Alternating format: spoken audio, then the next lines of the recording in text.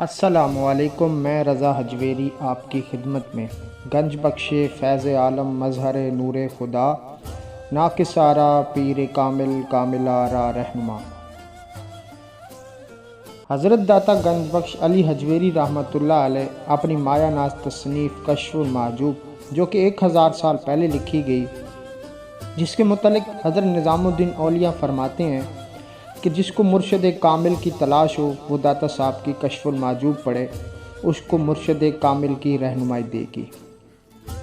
आज की वीडियो में हम 2 मकामात का जिक्र करने जा रहे हैं जो कि राह सलूक से ताल्लुक़ रखते हैं।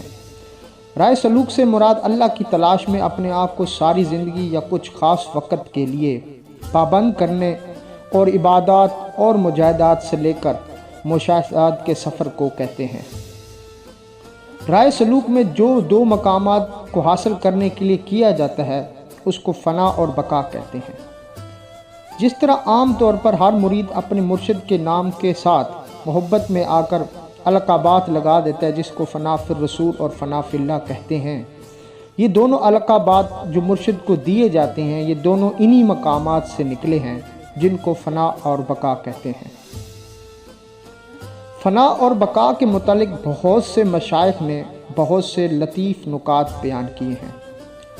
कश्फुल महजूब में हज़रत दाता गंज बख्श अली हजवेरी रहमतुल्लाह अलैह ने भी फरमाते हैं कि हज़रत अबू सईद खुर्राज रहमतुल्लाह अलैह मकाम फ़ना और बका के बहुत माहिर थे। आप रहमतुल्लाह अलैह ने फ़ना और बका की तारीफ़ बयान की है कि बंदे का अपनी बंदगी को देखने से फ़ानी हो जाना फ़ना कहलाता है, और बंदे का मुशाहदात हक़ में यानी अल्लाह के दीदार के साथ बाकी हो जाने का नाम बका कहते हैं। बंदे का अपनी बंदगी को देखने से फ़ना होने से मुराद ये है कि इंसान के रोज़मर्रा के सारे काम, सारी इबादत, अपनी सारी ज़रूरियात और अपनी ख्वाहिशात से तवज्जो हटाकर अल्लाह ताला की तरफ लगाने और सिवाय अल्लाह के कोई ख्वाहिश, कोई ज़रूरत ना रहे, अपने आप को इस अमल में मदहोश और यकसू करने के नाम को फ़ना कहते हैं। हज़रत सैयदना जुनैद बगदादी रहमतुल्लाह अलैह शदीद बीमार हो गए और काफ़ी अरसा गुज़र गया। आप रहमतुल्लाह अलैह के मुरीदों ने आपसे कहा, हुजूर आप अपने लिए दुआ क्यों नहीं करते, आपको अल्लाह ताला शिफा दे। आप रहमतुल्लाह अलैह ने फरमाया, यही ख्याल मुझे भी एक दिन अपने बारे में आया था। जब मैंने दुआ के लिए हाथ उठाए तो गैब से आवाज़ आई, जुनैद पहले ये बताओ कि ये वजूद तुम्हारा है कि ये हमारा है। हज़रत सैयदना जुनैद बगदादी रहमतुल्लाह अलैह फरमाते हैं, उस दिन के बाद मैंने अपने लिए कोई दुआ नहीं की और सारी फ़िक्रें छोड़ दी कि जब सारी अमल, सारे हकीकी फ़ाइल अल्लाह ताला है तो वो बंदे को जिस हाल में रखे ये उसी के लिए बेहतर होती है। और इंसान जो अल्लाह ताला की तलाश में होता है उसको तो इस बात की फ़िक्र ही नहीं होनी चाहिए कि उसके साथ क्या हो रहा है। हज़रत हुसैन बिन मंसूर हल्लाज रहमतुल्लाह अलैह का वाक़या बहुत मशहूर है कि आप रहमतुल्लाह अलैह हर वक्त अनल हक कहा करते थे कि आपको फ़ना में इतना मकाम हासिल हो गया था कि आप हर तरफ हक़ को देखते थे, और जब उन्होंने इस हालत में अपने ऊपर भी नज़र डाली तो उनको वो हक़ उसमें भी नज़र आया, इसलिए वो खुद कहा करते थे कि मैं हक़ हूँ।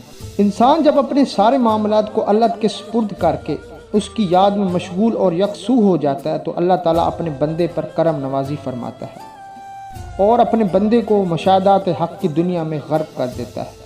मुशाहदात की दुनिया में मुशाहदा हक़ में गर्क होने को मकाम फ़ना कहते हैं। जहाँ अपना वजूद नहीं रहता, जहाँ अपना वजूद नहीं रहता वहाँ अपनी ख्वाहिश नहीं रहती, अपने मामलात नहीं रहते, इसको फ़ना कहते हैं। किसी बुज़ुर्ग रहमतुल्लाह अलैह का एक मुरीद हज़रत बायज़ीद बिस्तामी रहमतुल्लाह अलैह से मिलने आया। उसने हज़रत बायज़ीद बिस्तामी के दरवाज़े पर दस्तक दी। आप रहमतुल्लाह अलैह ने अंदर से कहा, किसको मिलना है? उस मुरीद ने कहा, हज़रत बायज़ीद बिस्तामी को। आप रहमतुल्लाह अलैह उसे कहते हैं कि कौन बायज़ीद बिस्तामी का क्या काम करता है? मैं एक अरसे से उसको इंतज़ार कर रहा हूँ, वो मुझे मिलने नहीं आया। जब मुरीद ने हज़रत बायज़ीद बिस्तामी की ये बातें सुनी तो वो परेशान हो गया और अपने मुर्शिद के पास वापस चला गया। اور سارا ماجرا بیان کیا کہ میں اس طرح حضرت بایزید بسطامی کی زیارت کے لیے گیا تھا اور انہوں نے آگے سے مجھے یہ کہا۔ مرید کے شیخ نے فرمایا کہ ہمارے بھائی بایزید بسطامی کو اللہ نے مقام فنا سے نواز دیا کہ انہیں اپنی خبر تک بھی نہیں رہی، اور اپنے وجود سے بھی وہ اللہ تعالیٰ کی ذات میں اتنے فنا ہو چکے ہیں ان کو اپنے وجود کی بھی خبر نہیں۔ علامہ اقبال رحمۃ اللہ علیہ اس کی عکاسی کرتے ہوئے خوبصورت شعر لکھتے ہیں کہ مٹا دے اپنی ہستی کو گر کچھ مرتبہ چاہیے، کہ دانہ خاک میں مل کر گل گلزار بنتا ہے۔ اور کسی شاعر نے خوب کہا ہے، فنا ہو جاؤں میں اتنا تیری ذات عالی میں، جو مجھے دیکھ لے اسے تیرا دیدار ہو جائے۔ لیکن سارے بزرگان دین اس بات پر متفق ہیں کہ یہ مقامات نہ حجاب مجاہدات سے حاصل ہوتے ہیں نہ عبادات سے حاصل ہوتے ہیں، جب تک آپ کے ہر عمل میں اللہ تعالیٰ کا فضل شامل نہ ہو۔ حضرت داتا گنج بخش علی حجویری رحمۃ اللہ علیہ یہی فرماتے ہیں کہ جب تک فضل خدا شامل نہ ہو انسان سے کچھ بھی نہیں ہو سکتا، انسان کا کوئی عمل اس کے کسی مقام کا سبب نہیں بن سکتا۔ یعنی ان مقامات کو پڑھنے کے بعد یا سمجھنے کے بعد انسان یہ کہے کہ میں مجاہدات سے، کوشش کے عمل سے یہ مقامات حاصل کر سکتا ہوں، تو سارے بزرگ اس بات پر متفق ہیں جب تک اللہ کی رحمت شامل حال نہ ہو کوئی مقام کسی چیز کا سبب نہیں بن سکتا۔ بلکہ ایک بزرگ رحمۃ اللہ علیہ فرماتے ہیں کہ اللہ کو پانا تو دور کی بات، اللہ کی راہ میں آنا ہی اللہ کے فضل کے بغیر ممکن نہیں۔ اللہ تعالیٰ جب فضل و کرم فرماتا ہے تو پھر اپنی راہ پر ڈالتا ہے، اس کے بعد فضل و کرم کرتے ہوئے اسے اپنے مشاہدات حق سے نوازتا ہے، جس کو مقام فنا کہتے ہیں۔ جگر مراد آبادی کا شعر جو اس مقام کی عکاسی کرتا ہے اور مجھے بہت پسند ہے کہ جس دن سے وہ مل کے گیا ہے ایک بار جگر، مجھ کو یہ وہم ہے جیسے میرا آغوش نہیں، بے حجابہ نہ چلے آؤ مجھے ہوش نہیں۔ اللہ تعالیٰ سے دعا ہے کہ ہر حال میں اپنا فضل و کرم شامل فرمائے۔ انشاءاللہ ہم اپنی اگلی ویڈیو میں مقام بقا کی مکمل تفسیر اور بزرگوں کے واقعات جو حقائق پر مبنی ہوں گے پیش کریں گے۔ ویڈیو آپ کو پسند آئی تو چینل کو سبسکرائب کریں، لائک کریں اور شیئر کریں۔ شکریہ۔